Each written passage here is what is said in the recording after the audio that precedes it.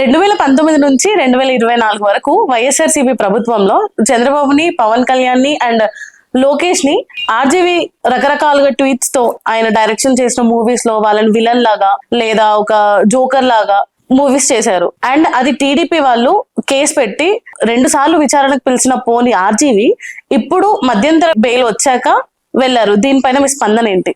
Correct కదమ్మా, ఎవరైనా చట్టం అందరికీ ఉంది కదా, వాళ్ళకే కాదు చట్టం అందరికీ ఉంది. సో చట్టాన్ని వాడుకున్నాడు.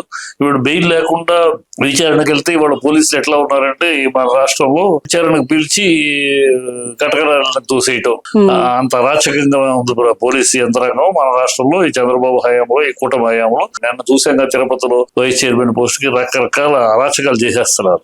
ఇష్టం వచ్చేటికి మళ్ళీ అవకాశం రాదేమో అన్నట్టు చేస్తున్నారు. సో ఈ పరిస్థితుల్లో విడిపోయి వాళ్ళ అరాచకానికి బలి అవడం కన్నా చట్టం ద్వారా తను బెయిల్ తెచ్చుకున్నాడు కనుక అరెస్ట్ చేయలేరు.